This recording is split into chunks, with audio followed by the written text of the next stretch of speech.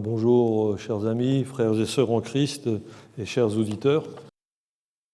Bonjour. Ah, parce qu'après acclamer le Seigneur avec joie, il faut vraiment acclamer le Seigneur. Hein. Ce n'est pas moi qu'il faut acclamer, hein. Ce n'est pas moi, hein. C'est le Seigneur. Mais voilà, bonjour, parce que c'est vraiment un bon jour. Hein.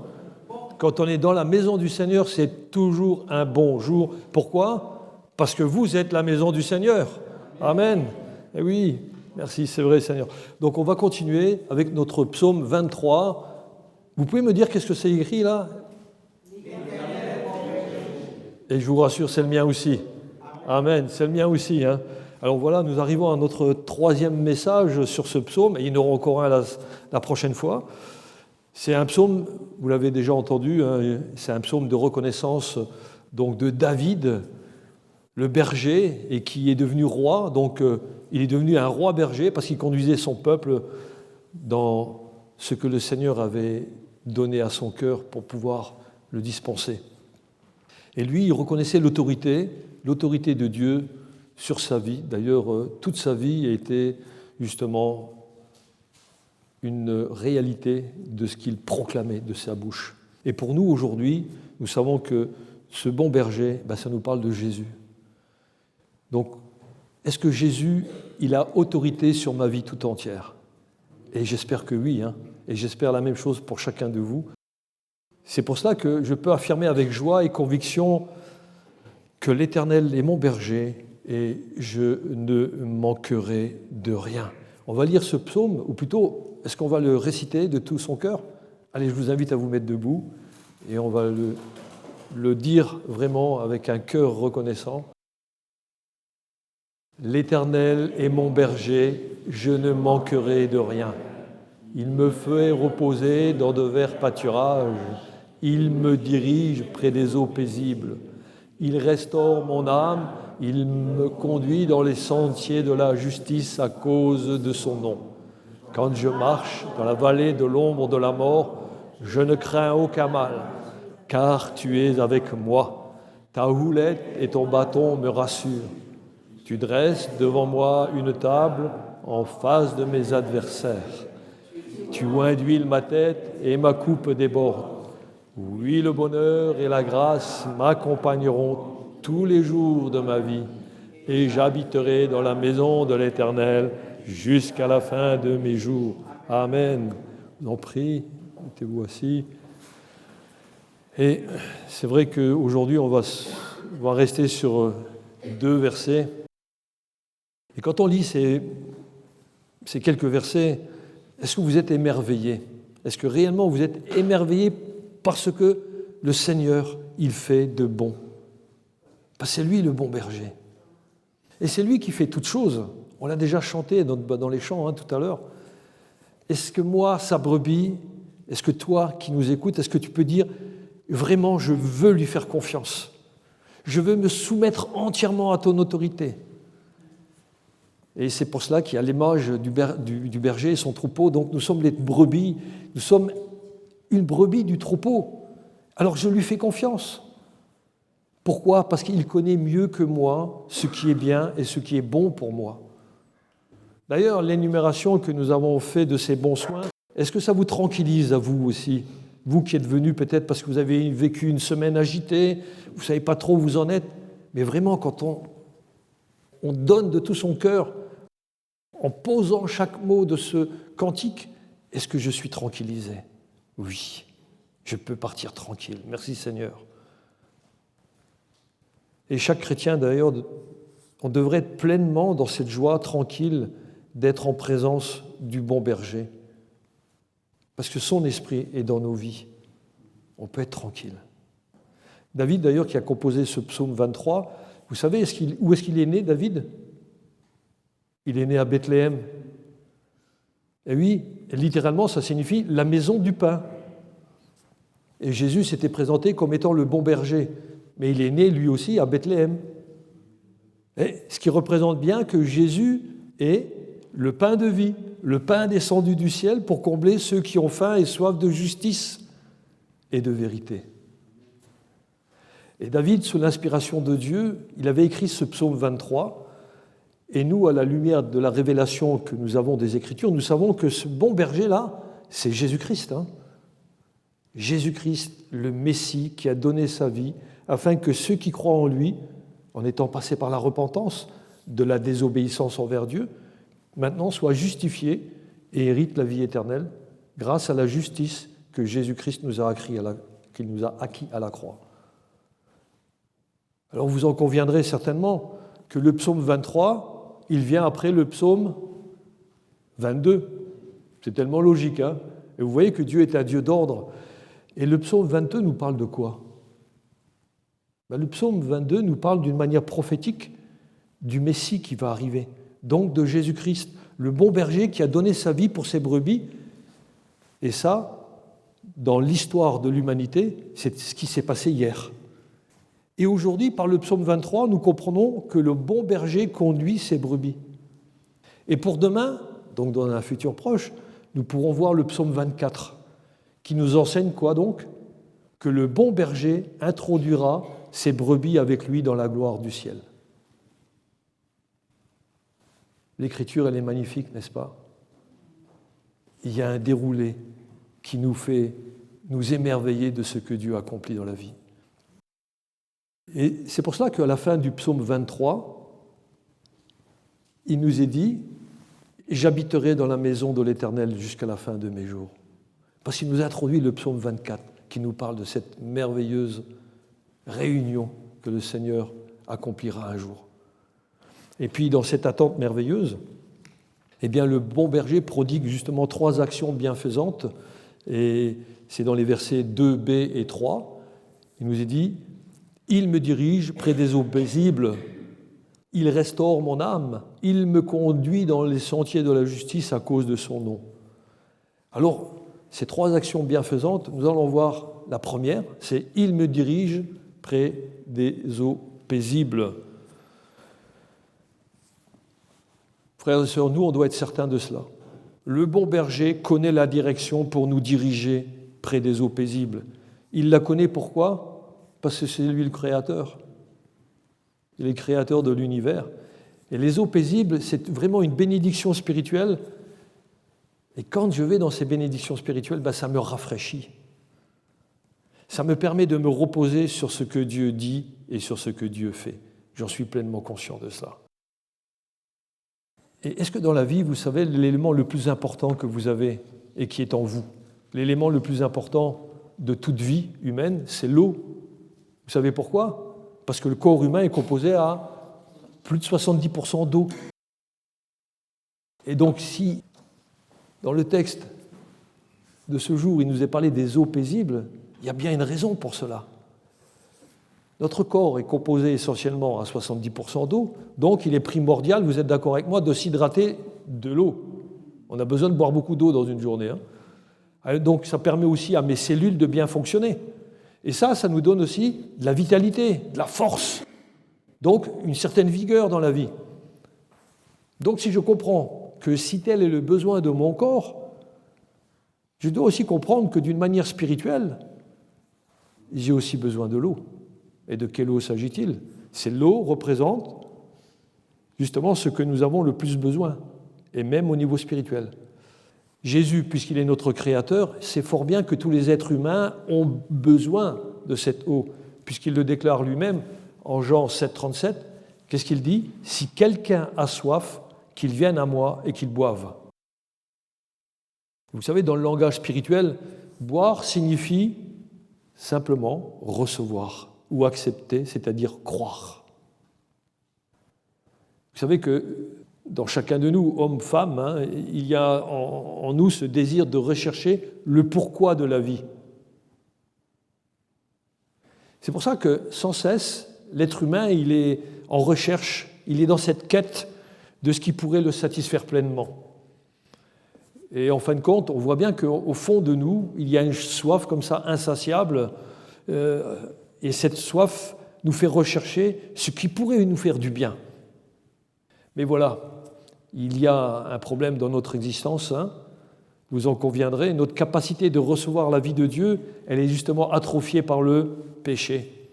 Alors nous sommes trop souvent enclins à vouloir boire à n'importe quelle source qui se présente à nous, et on ne discerne pas justement tout à fait au début que cette source, elle est même polluée. Vous savez que par nature, qu'on soit jeune ou vieux, qu'est-ce qu'on va rechercher? On va rechercher ce qui pourrait nous satisfaire. Et personne n'est épargné dans ce domaine-là.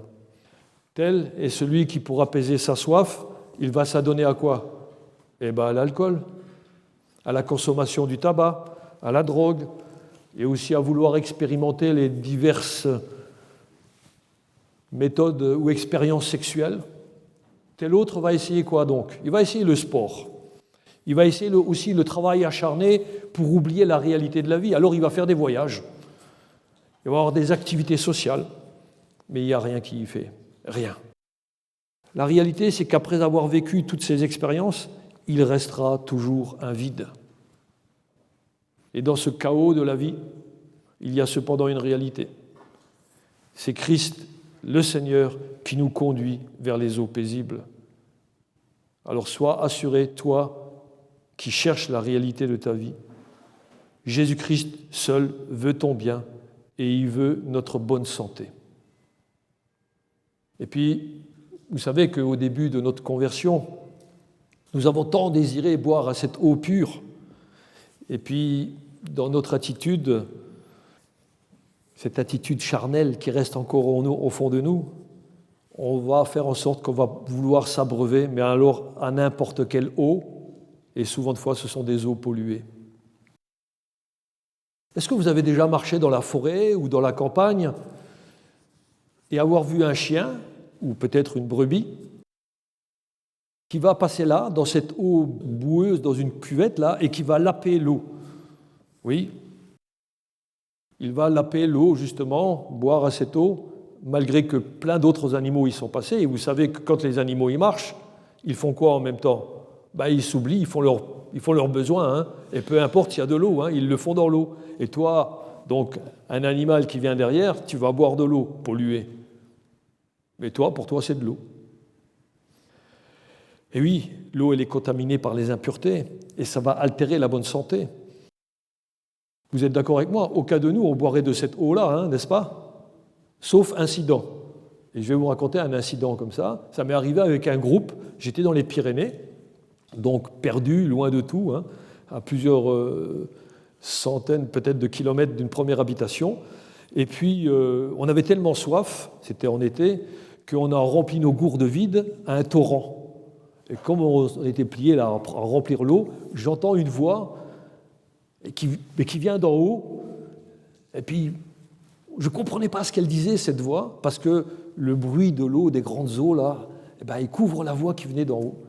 On dit, on ne comprend pas ce que c'est, mais peu importe, on continue à remplir nos bouteilles d'eau. Et j'avais demandé au groupe, vous avez chacun des pastilles de décontamination, vous prenez chacun une pastille, vous la mettez dans l'eau, même si ça sent très fort l'eau de Javel quand on boit l'eau. C'est désagréable. Ça ne fait rien, bien nous en a pris. Parce qu'après, on a continué notre périple et puis on a remonté le torrent. Et c'est là qu'on a vu, au milieu du torrent, une vache qui était tombée de la falaise et qui était éclatée en plein milieu du torrent. Merci Seigneur pour la décontamination. Là, on avait compris que le berger qui était là-haut, il nous disait, ne buvez pas cette eau parce qu'il y a une vache qui est crevée, qui est éclatée dans le lit du torrent. Ça nous rappelle quoi? Ça nous rappelle que nous devons faire attention à quelle eau nous buvons. Faisons attention aussi que le Seigneur veut nous décontaminer par rapport à toutes les eaux de ce monde que nous avons pu boire. Et si quelquefois on pense boire à une eau pure, en réalité, elle peut être polluée. Et c'est la même chose pour nous quand on a une soif spirituelle. On va certainement donner du crédit à un discours d'homme qui a mis ses propres déjections dans ce qu'il présente être comme une eau pure, et ça là va nuire justement à la bonne santé spirituelle de tous ceux qui font confiance à celui qui prêche une doctrine. Et vous savez que pour éviter ces dangers et nous en préserver, Dieu nous dit des choses de là-haut. Il nous invite à nous laisser conduire et guider par son Saint-Esprit qui parcourt toute la Bible. Avez-vous remarqué que le berger nous dirige près des eaux paisibles, mais que c'est à chaque brebis de boire elle-même. Ce n'est pas le Seigneur qui va boire pour vous. Alors, en tant que croyant né d'eau et d'esprit, c'est bien ce que Jean 3,5 nous dit, puisque Jésus répondit « En vérité, je te le dis, si un homme ne naît d'eau et d'esprit, il ne peut entrer dans le royaume de Dieu. » On voit bien que l'eau symbolise la puissance qu'a la parole de Dieu qui va engendrer la vie et qui va donner la vie. C'est Jacques 1,18 qui nous dit « Il nous a engendrés selon sa volonté par la parole de vérité, afin que nous soyons en quelque sorte les prémices de ses créatures. » Et aussi, nous sommes enseignés par la parole que l'eau purifie. C'est Éphésiens 5,26 qui dit « Comme Christ a aimé l'Église et s'est livré lui-même pour elle, afin de la sanctifier en la purifiant et en la lavant par l'eau de la parole. » Ainsi, vous voyez, mes amis, que la seule eau que nous sommes appelés à boire, c'est l'eau de la parole de Dieu, qui, elle seule, peut nous désaltérer, elle seule peut étancher notre soif spirituelle. Alors, à partir de ce moment-là, on ne va pas aller chercher après d'autres sources polluées par l'homme ou par les hommes qui mélangent leur doctrine erronée avec le nom du bon berger. Quand le bon berger, lui, il nous dirige vers les eaux paisibles, nous y trouvons justement cette deuxième action bienfaisante. Il fait quoi? Il restaure mon âme. Littéralement, ça veut dire « il me remet debout ». Le verbe restaurer en hébreu se dit « chouvre » et donne l'image de retourner, de revenir, de remettre. Et pour nous, en français, restaurer, ça signifie réparer, rénover ou ramener à son état antérieur. Vous savez qu'un berger, il comprend ces termes. Tandis que nous, on vit dans les villes, on ne sait pas, on ne saisit pas toujours l'image du berger et que cette image représente aussi quelquefois un homme qui est obligé de remettre une brebis sur ses pattes. Et oui, parce que nous-mêmes, quand on veut décrire un troupeau de brebis, qu'est-ce qu'on fait? On les décrit en train de paître paisiblement. Mais on ne sait pas qu'il y en a peut-être une qui est là, perdue dans le paysage, et qui est renversée sur le dos comme une tortue. Et bien, comme la tortue, elle ne peut pas se remettre debout. C'est uniquement à partir de ce moment-là qu'on voit les bons soins du bon berger. Parce que lui, il regarde son troupeau, il dit « Ah, il m'en manque une ». Et il va la chercher. Il va regarder où elle est passée. Et il va la trouver, souvent de fois égarée, mais là, elle est renversée, donc les quatre pattes en l'air. Vous savez qu'à ce moment-là, à ce stade-là, la brebis, si on ne la redresse pas, elle va mourir, asphyxiée. Uniquement le berger qui surveille ses brebis avec une réelle conscience, lui seul peut voir qu'il en manque une. Et que cette brebis, si elle manque, c'est parce qu'elle est en danger. Alors, une telle brebis, elle a vraiment besoin des tendres soins du berger pour retrouver son équilibre. Et ce n'est que lorsqu'elle est remise debout qu'elle va pouvoir revenir dans le troupeau. Vous en conviendrez, hein. Ça nous rappelle que bien des choses dans la vie peuvent aussi nous renverser et nous faire mourir. Peut-être que vous avez été abusé par des responsables qui voulaient dominer sur vous et vos cœurs ont été renversés. Et vous êtes sentis frustrés, faibles, et il vous est impossible de vous retourner. La seule chose que vous avez à faire, c'est demander le secours du bon berger. Et confiez-vous vraiment, mais pleinement en lui, car lui seul peut et veut restaurer votre âme ce matin.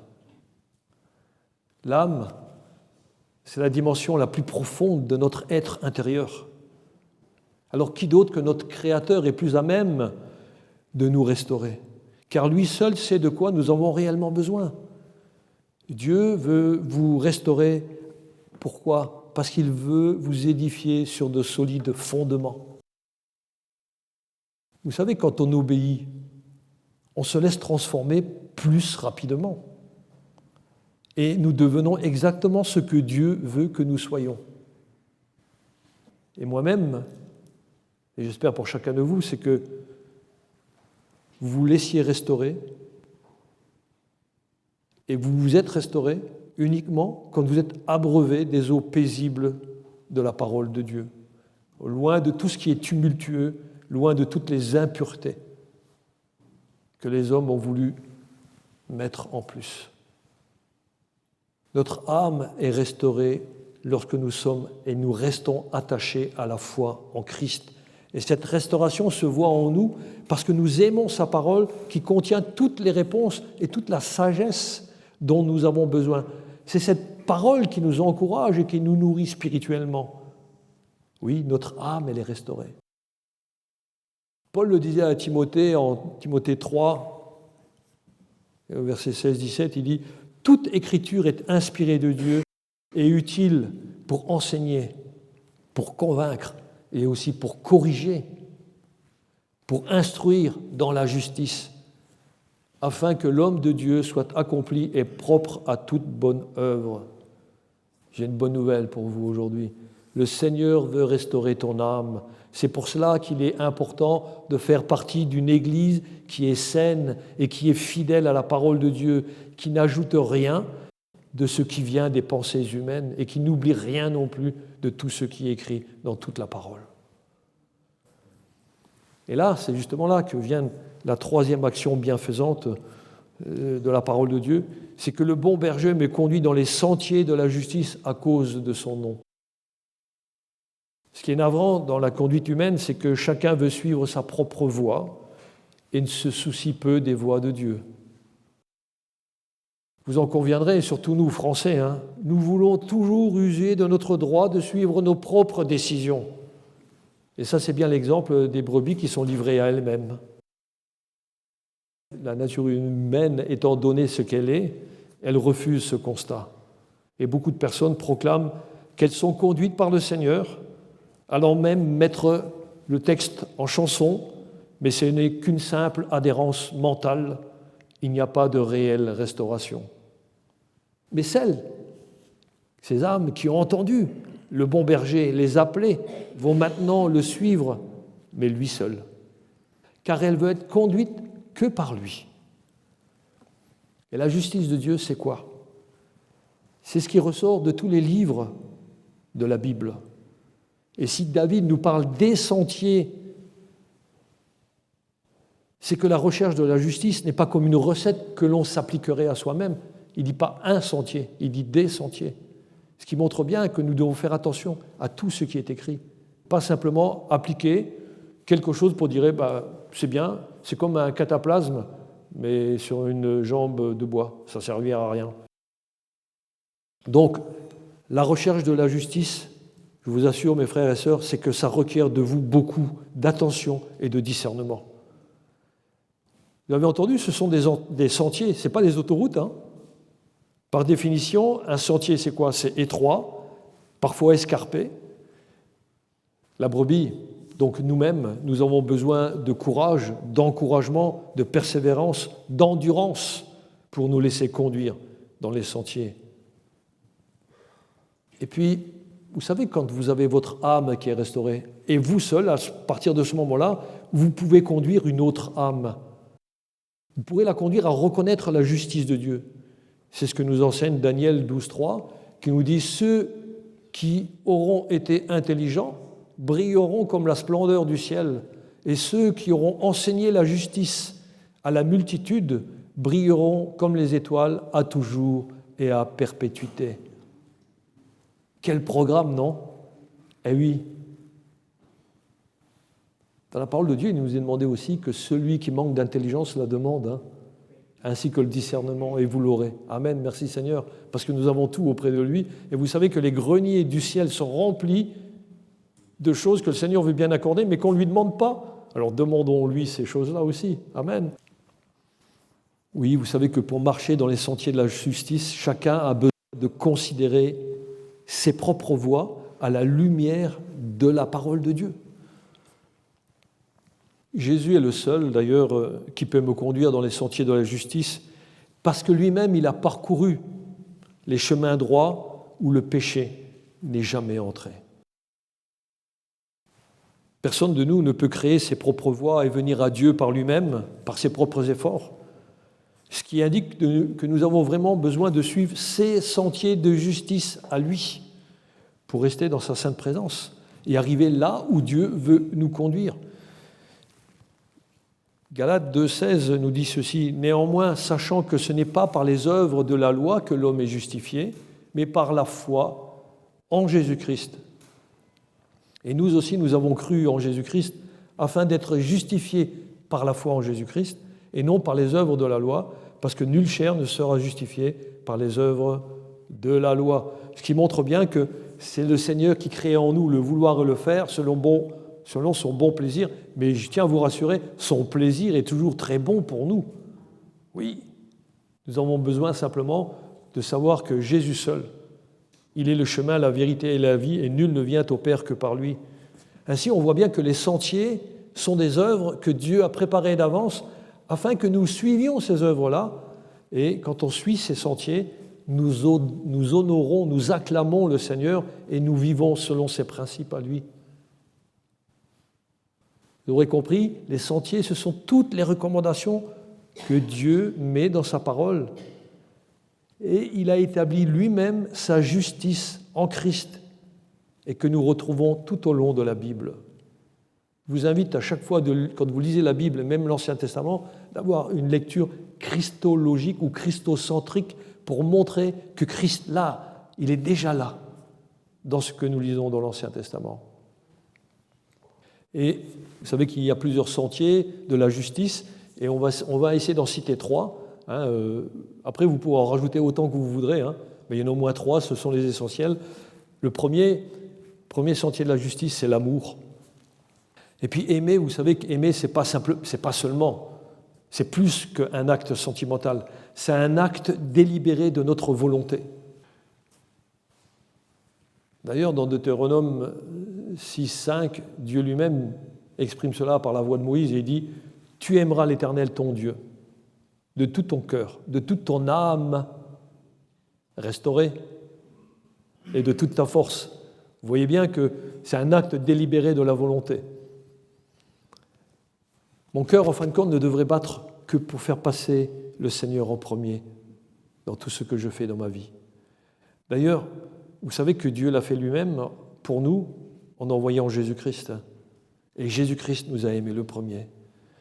Et c'est à cause de cet exemple-là que Jean, dans son épître, affirme en 1 Jean 3,16 « Nous avons connu l'amour en ce que il, donc Jésus-Christ, a donné sa vie pour nous.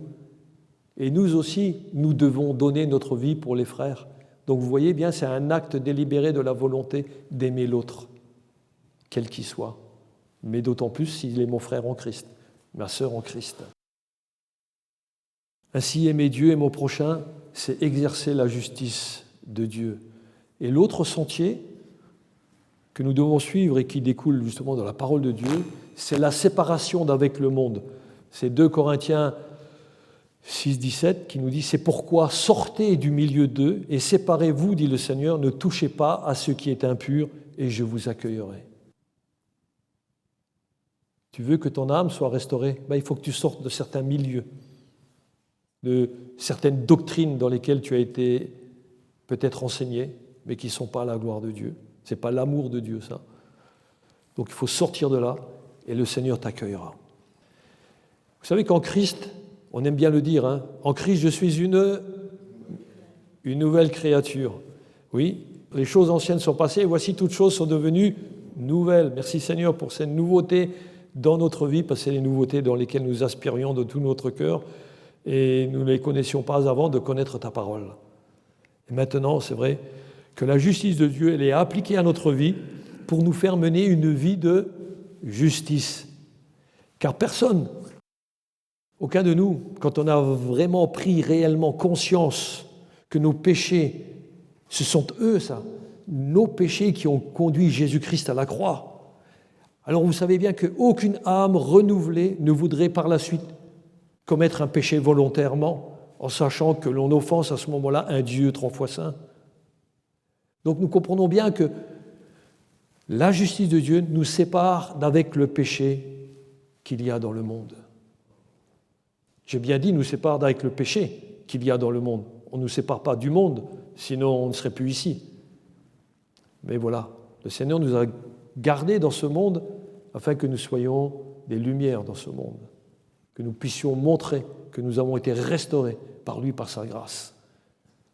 Il y a un troisième sentier de justice qui est trop souvent négligé et ou volontairement mis de côté, c'est l'attitude de gratitude. N'est-ce pas justice de Dieu que de lui rendre grâce et honneur dans une attitude de dépendance pour ma nouvelle vie? Ma nouvelle vie à moi, oui, elle est là. Elle doit être une attitude de gratitude envers Dieu.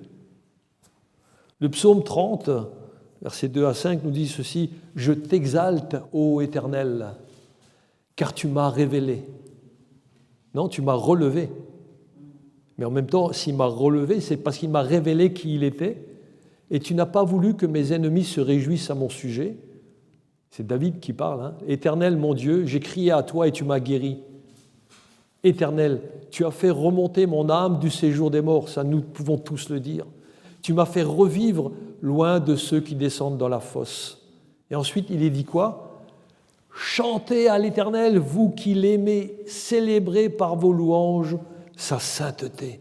Merci Seigneur pour les chants de louanges qui exaltent la sainteté, la gloire, la majesté de notre Seigneur. Oui, qu'il est bon, n'est-ce pas, de se réunir et de louer le Seigneur. Maintenant, si réellement je crois que le bon berger me dirige, alors je crois fermement que ma vie, elle est entre les mains de Dieu. Dès cet instant-là, il y a une marque qui me distingue. Mon âme, elle est reposée. Oui, mon âme est reposée. J'ai toute confiance que chaque événement heureux ou tragique fait partie du plan de Dieu. Ça, c'est quelquefois difficile. Vous traversez des difficultés, chantez des louanges au Seigneur. Vous allez voir que les difficultés, elles sont estompées. Parce que quand tu chantes des louanges à Dieu, l'ennemi Satan, lui, il ne peut pas faire autrement. Il recule, il part en arrière. Il ne peut pas faire autrement.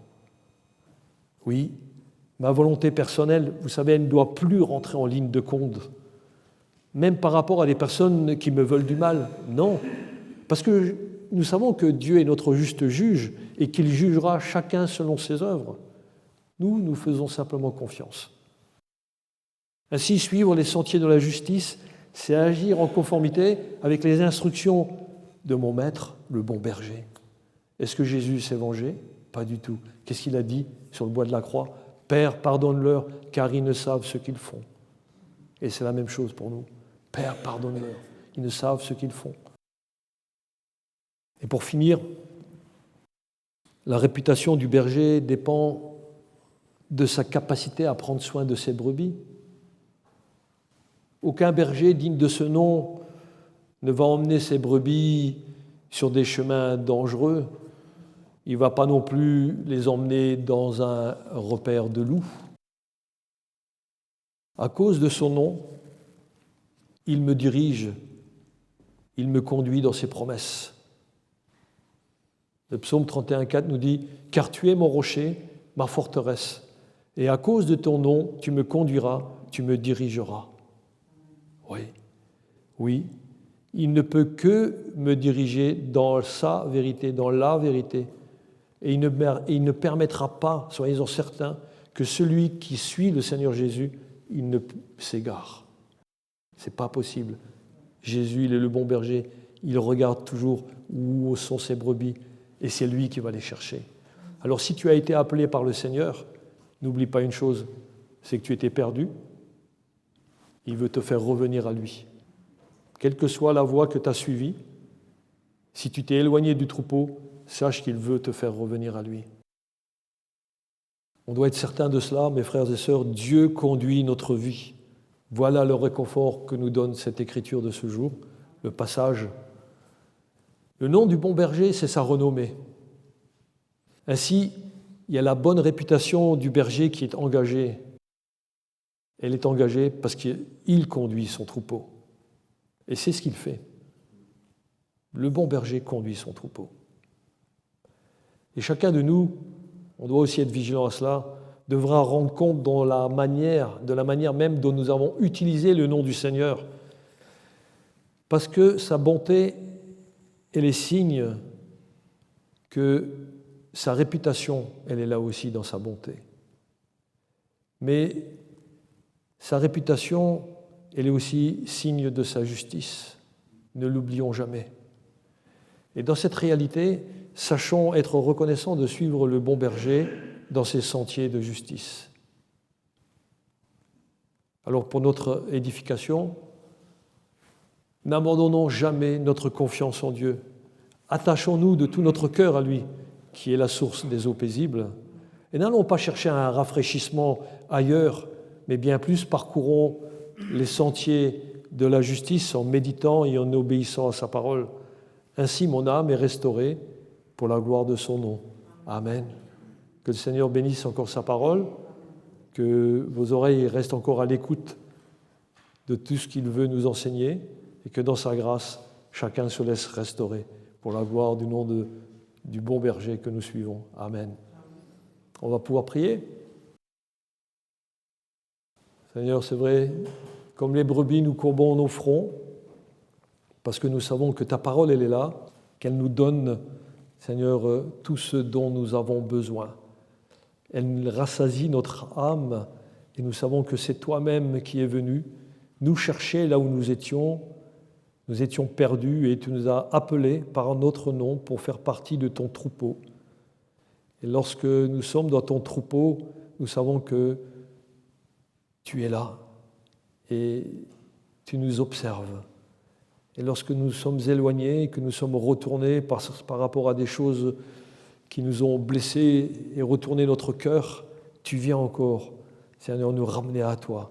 Tu viens nous parler, tu viens nous donner, Seigneur, les paroles d'encouragement. Tu nous remets sur nos pattes, tu nous remets debout afin que nous puissions te servir. Oui, Seigneur, nous te bénissons pour ton action bienfaisante. Merci pour la restauration de nos âmes. Merci parce que nous pouvons puiser dans tes eaux paisibles tout ce rafraîchissement spirituel. Et Seigneur, nous l'avons entendu, tu nous diriges près des eaux paisibles aussi. Seigneur, nous voulons mettre encore plus d'action, plus de force dans la volonté de boire à cette eau. Seigneur, et c'est toi, Seigneur, qui nous fournis ce dont nous avons le plus besoin. Merci, Seigneur, pour cette grâce de nous laisser conduire encore par toi. Et que nous-mêmes, Seigneur, qui avons été restaurés par ta grâce, nous puissions aussi être des instruments entre tes mains afin d'amener d'autres âmes à la restauration par ta parole. Seigneur, aide-nous à être fervents, des hommes et des femmes fidèles dans ton troupeau, Seigneur. Merci parce que tu nous connais. Merci parce que tu nous donnes encore toute joie, Seigneur, de nous laisser conduire par toi. Ainsi que ton nom, Seigneur, soit proclamé, élevé et sanctifié dans nos vies pour ta seule gloire. Et c'est dans le beau nom de Jésus, notre bon berger, que nous prions ces choses, Père éternel. Amen.